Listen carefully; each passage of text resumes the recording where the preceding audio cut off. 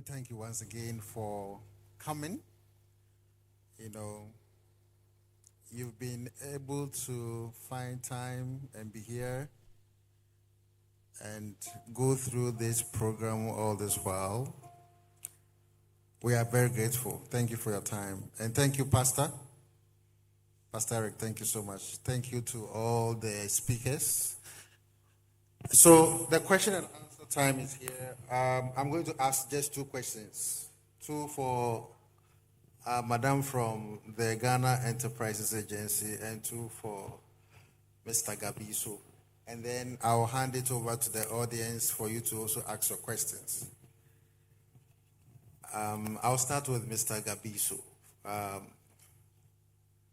Mr. Gabiso, your company is Deft Pal Limited.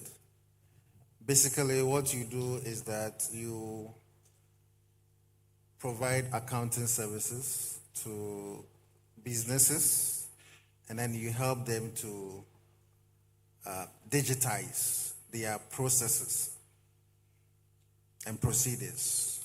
Yes. Okay, good. Most MSMEs in this area, this constituency, most of them, they are small scale businesses. They are not corporate entities, small scale businesses. And most of them are accustomed to the old way of bookkeeping when it comes to, bookkeeping, record keeping. They are still using paper. They are still doing it the manual way.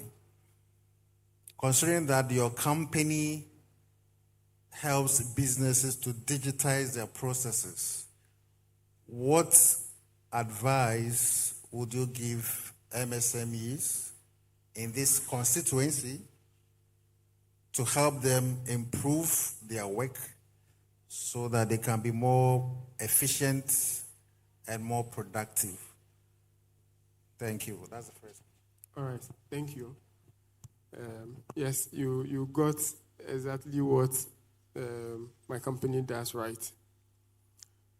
So if you followed the presentations right, I think both myself and the lady from GEA made it clear that records are very important and essential to the journey of every business.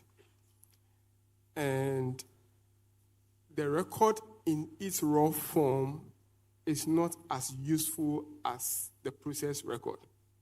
So the manual record keeping makes it much more difficult, right, to process the data. So, for example, if there is a window of opportunity with GEA or any other agency where you have to apply for a grant, and we are supposed to submit your record, you will now have to come in, go through the books.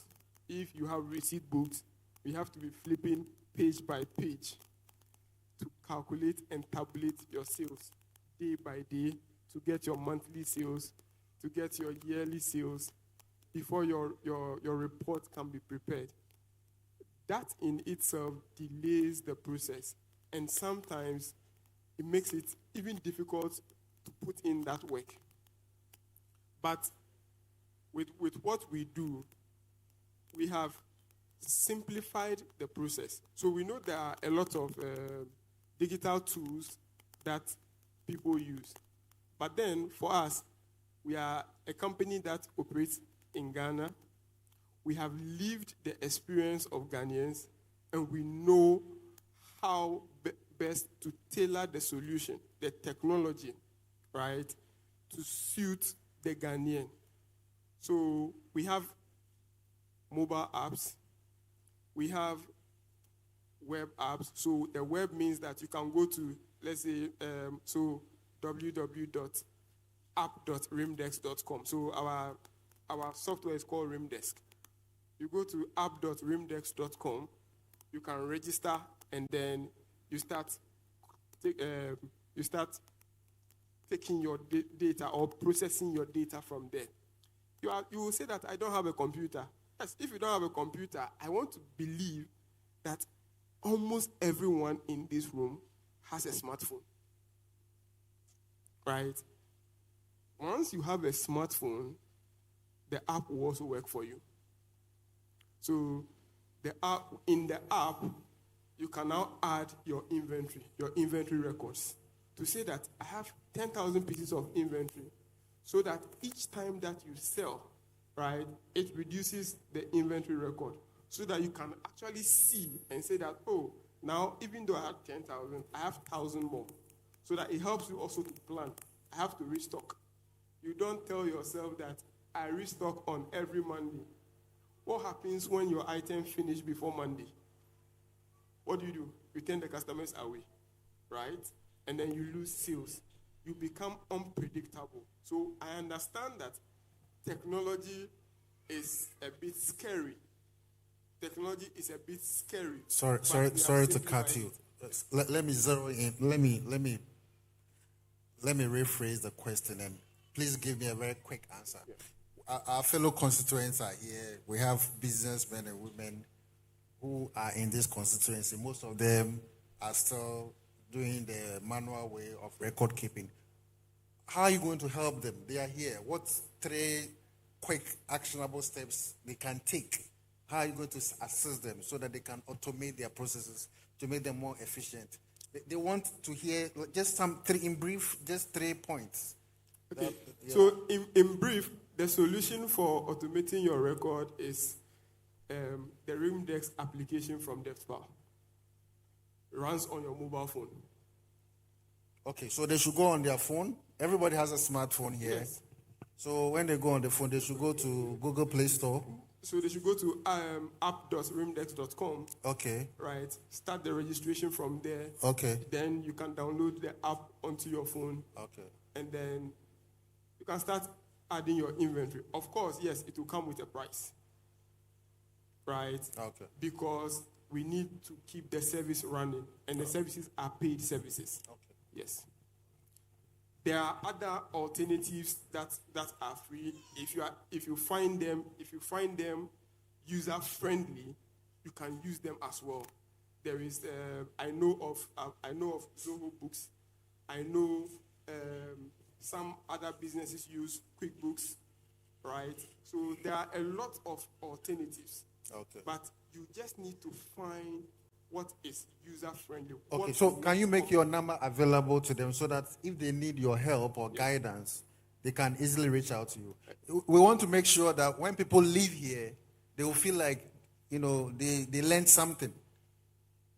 Okay? Yeah. So they will leave here, and whatever was taught here, they will go and apply, and it will impact their business. So if you can make your number available, they can reach out to you, they can contact you so that you help them.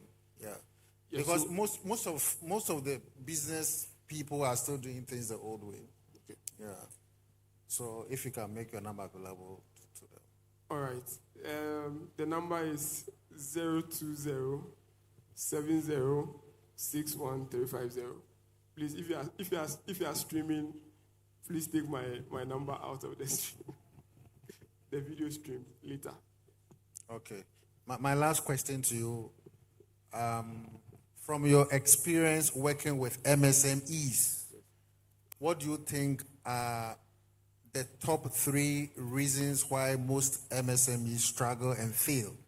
And what do you think they can do to, overcome some of these challenges? Yes.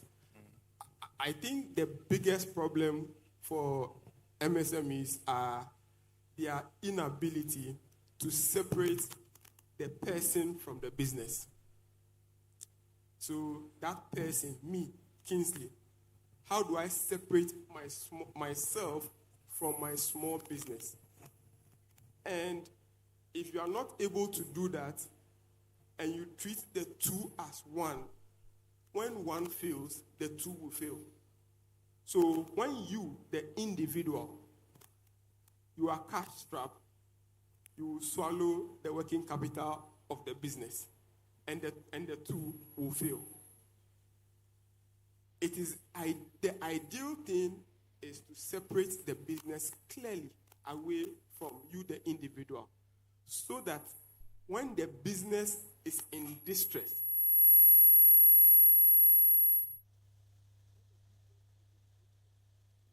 and the individual, you are in the position to support the business, you support. But if you mix the two, that is what leads to most failure. You can't see clearly. You see money coming in, money going out. That is not profit. Before you realize, your capital is gone.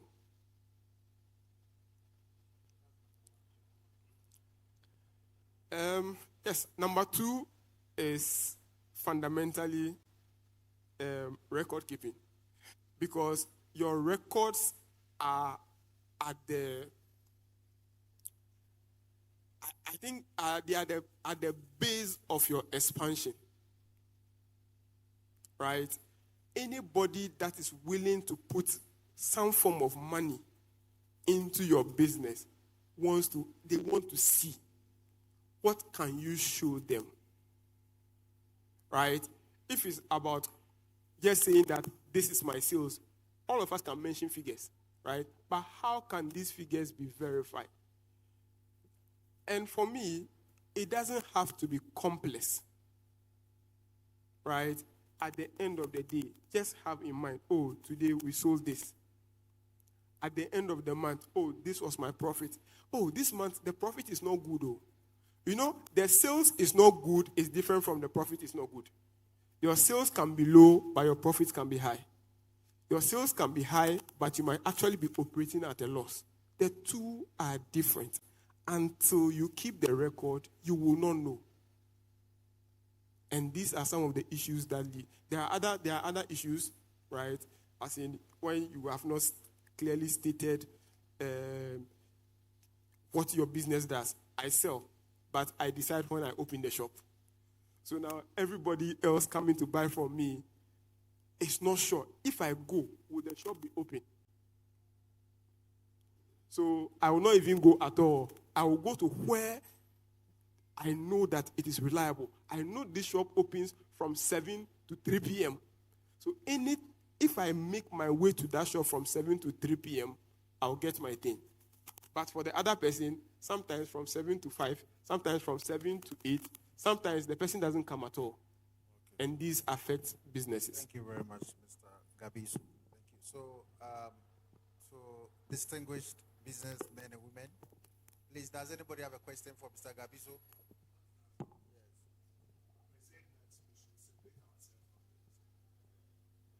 Yeah. Could somebody please give him a microphone, please?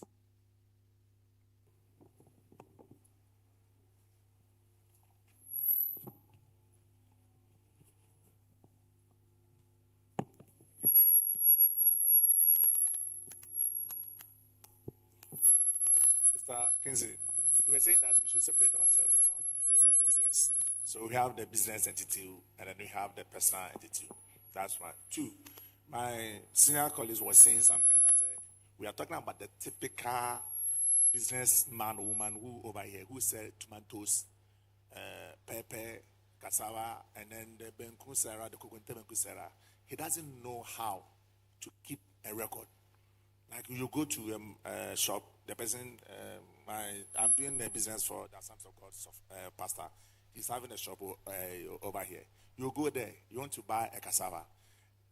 Quickly, the shop attendant will just pack the cassava for you and then you go. That person don't know how to take record. That's what I believe Mabana was saying. So how are you going to help us for those shops to keep a record? Thank you. And then separate yourself from the business too. Okay. So please, you catch me if I forget some of them. But separating yourself from the business in the sense of the typical local person over here is much more simpler than we think it is. You sell and then you collect cash, right? You have at least a drawer. You know that when I sell, it goes to this drawer. My personal money I keep in this other drawer. After selling, if you need to spend, what you should try and do for yourself as that typical business person is try and pay yourself at least daily wage. To say that every day I pay myself 20 cedis or I pay myself 30 cedis. When you pay yourself daily, take it from the business and put it in your personal money. Anytime you need to do anything that is for yourself, do it from your personal money. Because now you are paying yourself. And then let the business money be the business money. Now, on record keeping, in a more detailed way, it is ideal to say that you want to keep record of cassava, you want to keep record of plantain, and you want to keep record of tomatoes, right? That is the ideal way. But in this case, let's not complicate ourselves in that manner. Let's just keep the record of today, how much did I sell? I believe it's easy. Because at the end of the day, when that shop closes, they count their money. When you count and you say, oh, today I sold 200 cedis, go and write down in your sales column. You can pick a book. The left side is your sales. The right side is your expenses. Then you put today's date there. Today I sold 200 cedis. Leave it there. Tomorrow I sold 150.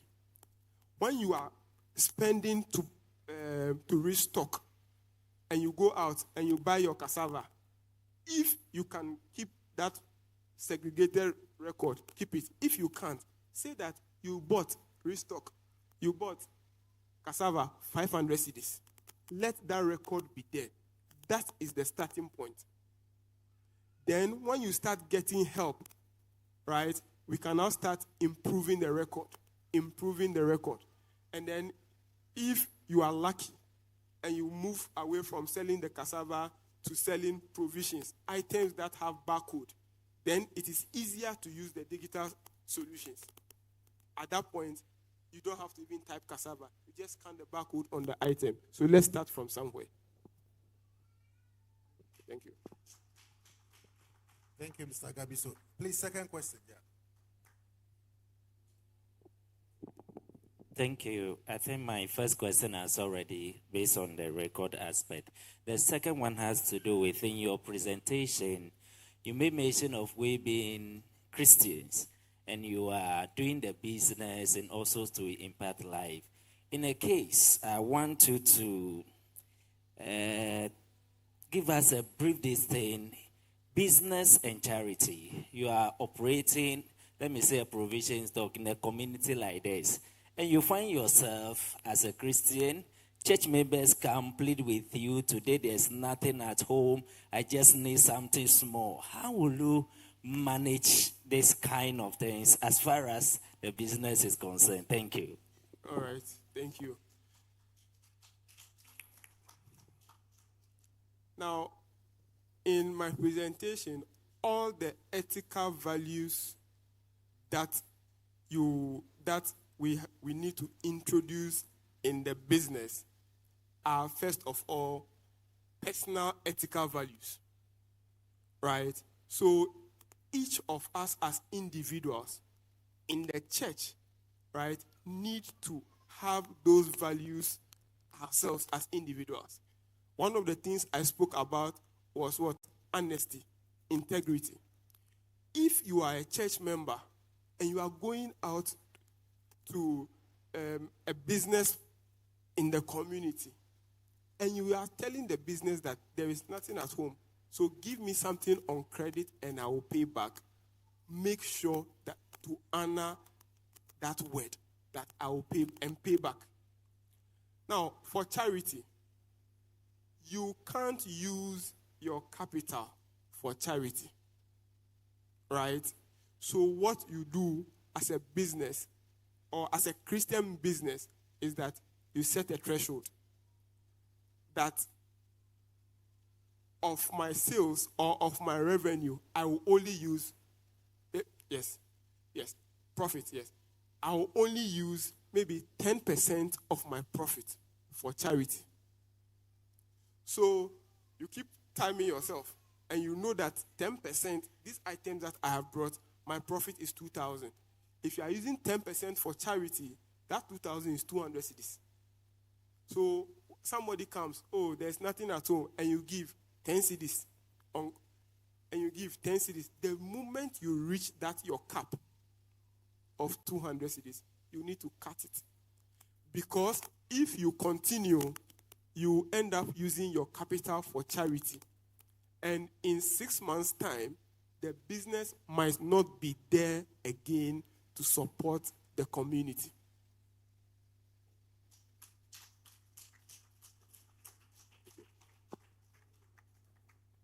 Thank you very much, Mr. Gabiso. So we move to Madam Foriwa. I enjoyed your presentation. I could see you had a lot of slides, plenty. So you were telling them to skip. Anyway, you have a lot of slides. Yeah. Okay, so my first question is, when we went through your slides, we could see that the information sounded very nice and juicy. You are giving out a lot of monies, grants, and all that to people. You were quoting numbers, 200,000 people, 10,000.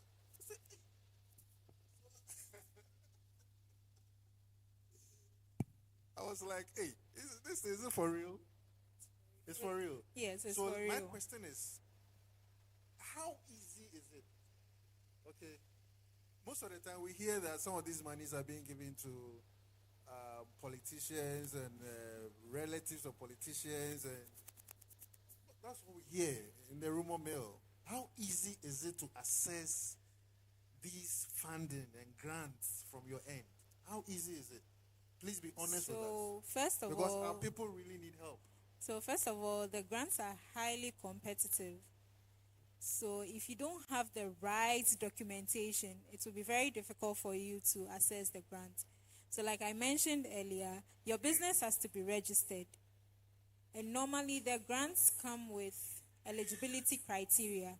So if you don't meet the eligibility criteria, it will be very hard for you to access the grant. So sometimes they state that you have to be in operation for 3 years and above. Some grants are positioned for startups. Some too are positioned for those who are already into business. So for startups, the criteria is flexible as compared to those who are already in business. So if you have your documentations intact and up to date, it will be very easy for you to access the grant. So even though it's highly competitive. Yeah. So we have some business people in the corner over there. When they come to your place next week, they'll get some money? Currently, we don't have available grants. Oh, okay. Yes, at the moment. What we can do is to prepare you so that when there's an opportunity for you to access the grant, you'll be ready. When will that opportunity be? I can't say at the moment. So currently you guys don't have any funds? For funding, not at the moment. Oh. Yes. After all the plenty slides. Okay, so my second question is this.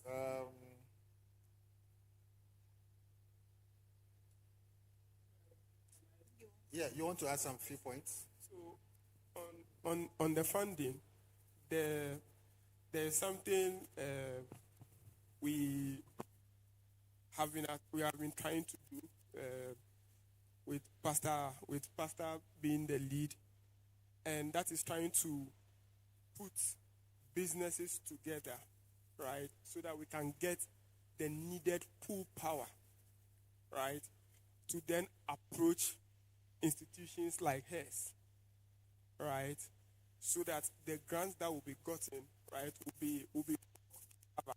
So if it is difficult for one business here to get the grant, with Pastor, what we're trying to do is that into like an association or a cooperative collective, right, will work together to structure the proposal collectively, then approach them. Sometimes, and then this is also to you, sometimes our proposal is not meant for you, but then it's meant for other institutional funders like the GIZ. But then it is required that we co-fund. And you can see what is happening here is basically something that is being done by, I want to believe, by the church. So they will not have that capacity to co-fund. Will you be in the position, right, to collaborate like with us?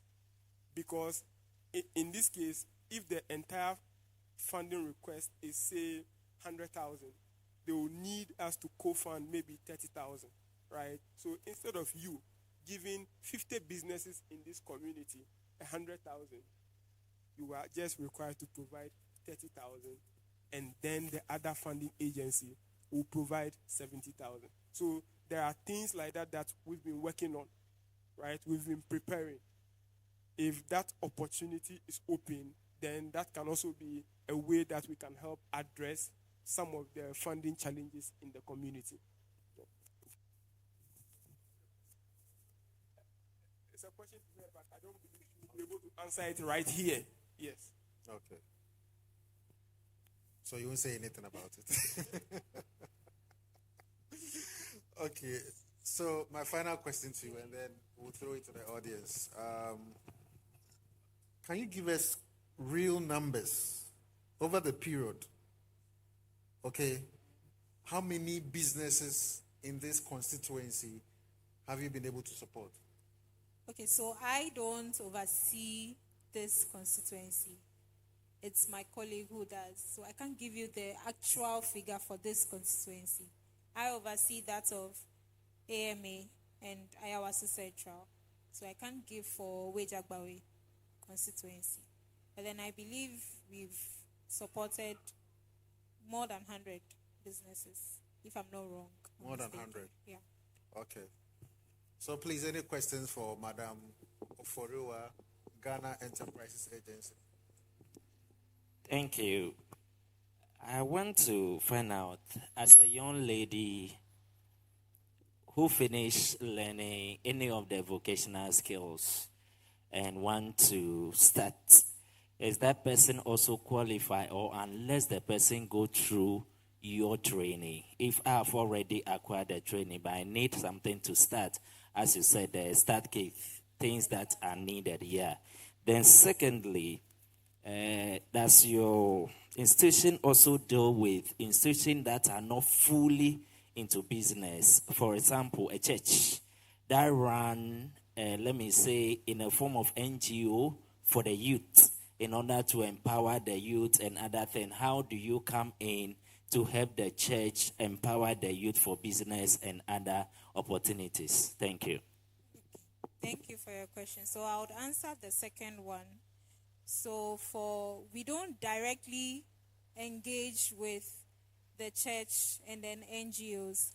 What we can do is to support them with capacity building trainings. So maybe, for instance, let's take this church. You have youth members who need capacity building training. You can fall on us to come and render those services for them. If they need any training on branding, marketing, anything relating to business, we can assist them. But we don't directly deal with NGOs and then churches. Yeah. So the first question, she's already done, she's learned the skill, but then she needs a startup. Is that the question? So far as she falls within the age bracket, she can apply for the project, but then her training the duration wouldn't be as long as someone who is now starting, because she's already done with it. So she would just go through some few trainings, polish up, and then we will even help her write the exam, the CTVET exam, the proficiency one. So we help her write it and then assist her with the startup. Please, when you're doing upstage, you were saying about business plan proposal and then other stuff that you'll be doing at your office. So assuming somebody brought it, is this free or you have to pay something for all those plan? Most of our services are free, but then if we rely on a business development service provider who is also registered under us as a client, that will be at a fee. But with us, most of our services are for free. I don't know if it answers your question. That it does. Any more questions, please? Please, those at the back, you are not asking any questions. Could you please ask questions? It looks like it's only the frontliners here who are asking questions. Anybody at the back with questions? For Ghana Enterprises Agency and for Mr. Gabiso? No questions?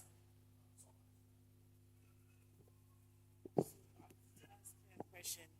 She was talking about the ORC, but she didn't actually state what it means. First off. And the second one was, you just told us about the project, but on a normal day, we wouldn't know that, oh, there is this ongoing project. So how do we get to know all these projects that has been going on? Because on a normal day, we wouldn't know the project and what ORC means. Thank you. So ORC And your contacts. Your contacts when you're done. Thank you. So ORC means Office of the Registrar of Companies. Previously, it used to be Registrar General. So if you want to register your business or you want to formalize your business, that's the office you visit. So you should have a business name in mind and then 3 other options. Assuming the one you have in mind is already taken by someone, they can fall on the 3 options that you stated on the application form. You'd also need a TIN. I know for us, like Ghanaians, our TIN is the number on the Ghana card. But if you are registering for a business, you need a different TIN for the business, yes. So all those things will be done at the Office of the Registrar of Companies. And the second question, information. Okay. So we have offices in the districts in Accra and across the nation. So for Wager, our office is at SEC. Yes. Our staff is at the back. So if you need any inquiry or registration, you can fall on them and then they'll do it for you. Does it answer your question? No, please. It doesn't. Yes. We want to know, how does the layman get to know the So ongoing projects? So usually the ongoing projects is announced on radio, on TV, social media. Yes. So are you saying you didn't hear of any of our projects? Really?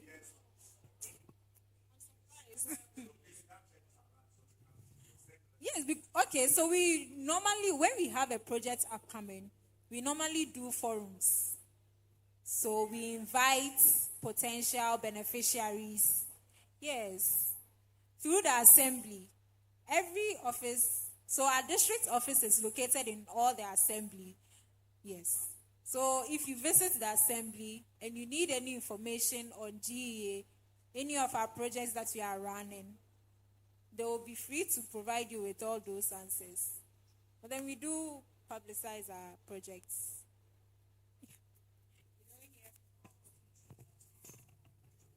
How about the grant? When you are sharing it, do you publicize that one too?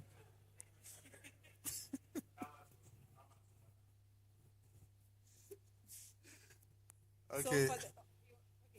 So for the grants, so let me say, for the Ghana Jobs and Skills project that we just concluded on, we held like a program where the beneficiaries all came at the program. So each region and how much they received. Sorry to cut you. My question is, somebody asked about, The public. somebody asked a question and he said you normally publicize it, right? And you were surprised. People were kind of chuckling and giggling, and you were surprised that, you don't hear about publications. And I'm asking, when it comes to the grants Do we publicize? and those funded, yes, do you announce those ones too for Those people? who- Do you tell those who win. we are about to give grants? Please, businessmen and women, bring your applications. Do you do that one too? Yes, we do. But we don't hear about them.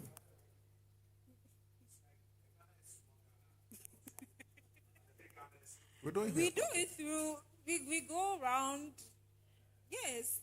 Mostly it's through radio stations and mostly it's through the assembly. And also when you are a client of GA, you stand the high, like you have a high chance of hearing of this information. I don't know if you are getting me.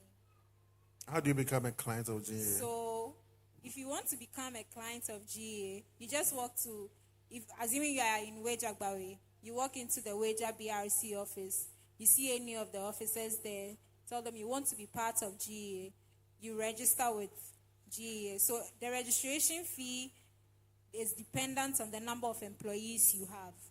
So, if you are a micro enterprise, if you have between 1 to 5 employees, the registration fee is 50 cedis. Very cheap, which is renewed annually. If your employee size ranges from 6 to 29, which is you are classified as a small enterprise, so your registration fee will be 100. And for medium enterprises are those 30 to 100 employees. Your registration fee is 150, which is renewed annually. So if you are part of GEA, most of these informations don't pass you by. So I would encourage businesses. You have a here- WhatsApp group for them. Yes, we have a Oh, WhatsApp okay. group for them. So they are the only ones who hear about No, it. they are not the only ones. They are not the only ones who hear from. But then if you are part of us, you have a high chance of getting those information. And then you can also broadcast it to others. So I would encourage businesses here to register with GEA.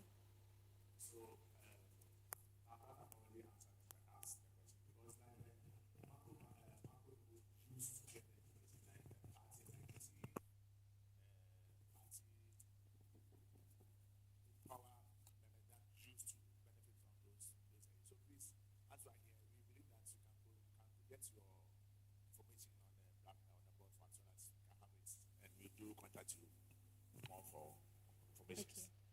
So most of our projects are publicized on our website. So our website is gea.gov.gh. So if you visit our website, any upcoming projects, any upcoming programs is put there. gea.gov.gh. And my number is 054 50 33 489.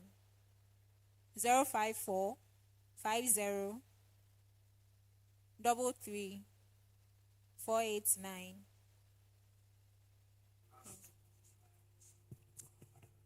Office line, please.